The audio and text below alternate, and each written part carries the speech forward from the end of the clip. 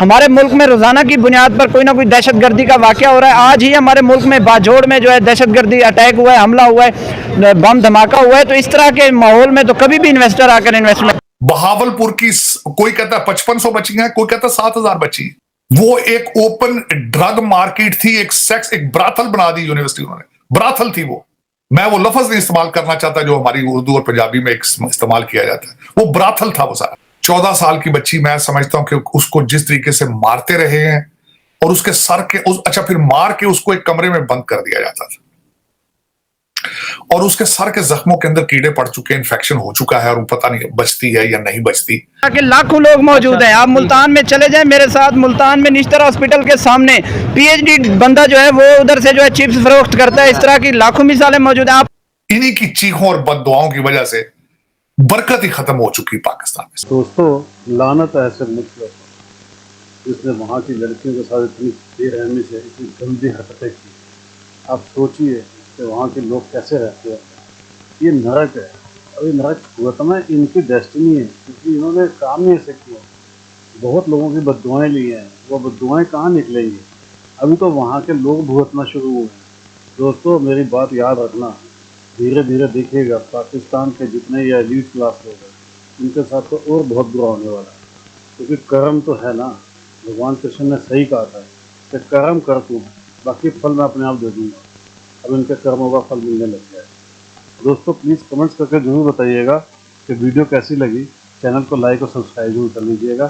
Thank you very much. ताड़ साहब, पाकिस्तान के अंदर चाइना के वाइस प्रीमियर आ रहे हैं आज ही 20 लोग जो हैं वो मारे गए हैं जमीयत उलमा इस्लाम फजलुर रहमान के एक जलसे के अंदर, और सुनने में आया कि 50 लोग जो हैं वो ज़ख्मी हैं।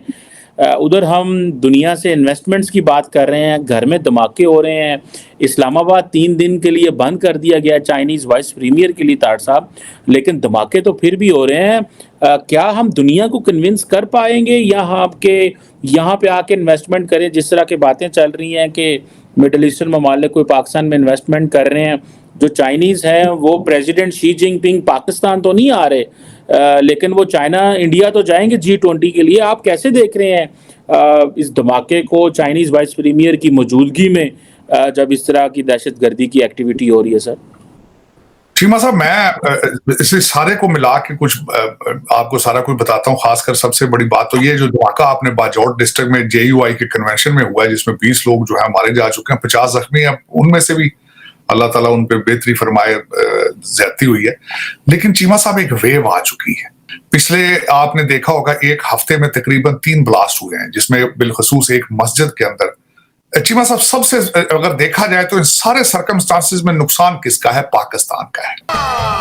रिजवाना एक 14 साल की बच्ची है जो कि एक जज, सिविल जज साहब, पहले भी एक जज साहब के घर में इस तरह का हादसा हुआ था, ये दूसरी दफा हुआ है। रिजवाना एक लड़की है, 14 साल की बच्ची। मैं समझता हूं कि उसको जिस तरीके से मारते रहे हैं और उसके सर के अच्छा फिर मार के उसको एक कमरे में बंद कर दिया जाता था और उसके सर के जख्मों के अंदर कीड़े पड़ चुके, इन्फेक्शन हो चुका है और वो पता नहीं बचती है या नहीं बचती। कौन है ये लोग?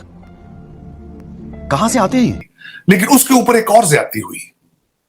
उन जज साहब की बीवी जो कि मुलजमा है, उनको बेल बिफोर अरेस्ट दे दी गई है। और ये पाकिस्तान के अंदर स्लेवरी, ये जो मैं इसको स्लेवरी कहूंगा, इस स्लेवरी के ऊपर IMF की नजर क्यों नहीं पड़ती है? इस स्लेवरी के ऊपर ह्यूमन राइट्स वालों की नजर क्यों नहीं पड़ती है? यहां जमीर क्यों खामोश हो जाते हैं? क्या वो किसी की मां नहीं थी? क्या वो इंसान नहीं है रिजवाना 14 साल की? और सबसे बड़ी बात यह है चीमा साहब, ये जो 10,000 रूलिंग एलीट है, इनके हर घर के अंदर 10-10 रिजवाना बैठी। इन्हीं रिजवाना जो बच्ची है इस पाकिस्तान की, इनकी बददुआओं की वजह से आप तरक्की नहीं कर रहे हैं। इन्हीं बददुआओं की वजह से ये जो 10,000 रूलिंग एलीट है, 15,000 जो कि 25 करोड़ लोगों को यरगमाल बना के बैठे हैं, इन्हीं की चीखों और बददुआओं की वजह से बरकत ही खत्म हो चुकी पाकिस्तान में। मजा आया। बहावलपुर यूनिवर्सिटी का वाकया है। अब बहावलपुर यूनिवर्सिटी के वो इलाका है जहां लोग, औरतें अपनी बच्चियों को पढ़ाते नहीं है, और वहां से जो बच्चियां बहावलपुर यूनिवर्सिटी में पढ़ने के लिए गई हैं, उनके साथ क्या हुआ है? कोई है जवाब किसी के पास, किसी अदालत के पास? बहावलपुर की कोई कहता है 5500 बच्ची हैं, कोई कहता है 7000 बच्ची हैं। वो एक ओपन ड्रग मार्केट थी, एक सेक्स, एक ब्राथल बना दी यूनिवर्सिटी, उन्होंने ब्राथल थी वो। ये सब क्या देखना पड़ रहा है? अच्छा है मैं अंधा हूं। मैं वो लफ्ज नहीं इस्तेमाल करना चाहता जो हमारी उर्दू और पंजाबी में इस्तेमाल किया जाता है। वो ब्राथल था वो सारा। किसी ने उस पर एक्शन लिया? कोई नहीं एक्शन, कोई नहीं। सियासी लोग, वहां का एक सियासी बंदा बहुत बड़ा स्ट्रांग आदमी है, उसके बच्चे को छोड़ के जो टूटे फूटे इधर उधर जो सारे नशई हैं उनको पकड़ रहे हैं, लेकिन बस खामोश। ये क्या जुल्म है, ये क्या सोसाइटी है, ये लोग कौन है, इनका मजहब क्या है? मेरी तो समझ से बाहर। ना ये इंसान कहलाने के काबिल है, ना ये मुसलमान कहलाने के काबिल है। ना पाकिस्तान तो बनाया ही नहीं इन्होंने। पाकिस्तान तो एक बहाना है लूटने का। 10,000 लोगों के लिए एक एटीएम मशीन लगी है पाकिस्तान कि किस तरीके से वहां से ले लेके पैसे लंदन और टोरंटो जाना है।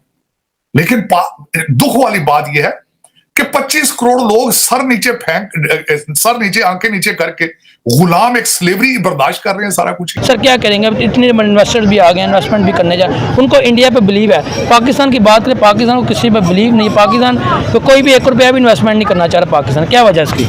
इन्वेस्टर जब भी किसी मुल्क में इन्वेस्टमेंट करने के लिए आता है, वो हमेशा अपना $200 बिलियन या $300 बिलियन ऐसे नहीं इन्वेस्ट कर देता, उसको एक इन्वायरमेंट चाहिए होता है। ऑन द अदर साइड अगर पाकिस्तान और इंडिया का कंपैरिजन किया जाए, इंडिया में दुनिया के तमाम बड़े इन्वेस्टर्स जा चुके हैं। आईफोन से लेकर अब उसके बाद बिल गेट्स को देख लें, जेफ बेजोस को देख लें, सारे दुनिया के बड़े बड़े इन्वेस्टर्स जो हैं वो इंडिया जाते हैं, क्योंकि वहाँ इंडिया उनके लिए एक बेहतरीन और साजगार माहौल प्रोवाइड करता है। इन्वेस्टर आता है, अपनी इन्वेस्टमेंट करता है और वहाँ से फायदा लेता है, उस मुल्क को भी फायदा देता है, खुद भी फायदा लेता है। हमारे मुल्क की सूरत हाल ये है कि हम लोग आपस की जो क्लैशेज हैं उनसे ही बाहर नहीं आ पा रहे, तो उसके बाद बाहर के आने वाले इन्वेस्टर्स के लिए हम लोगों ने क्या इन्वायरमेंट क्रिएट करना है। हमारे मुल्क में रोजाना की बुनियाद पर कोई ना कोई दहशतगर्दी का वाकया हो रहा है। आज ही हमारे मुल्क में बाजोड़ में जो है दहशतगर्दी अटैक हुआ है, हमला हुआ है, बम धमाका हुआ है। तो इस तरह के माहौल में तो कभी भी इन्वेस्टर आकर इन्वेस्टमेंट। किस किस्म के लोग हैं आप? किस किस्म की सोच है आप लोग?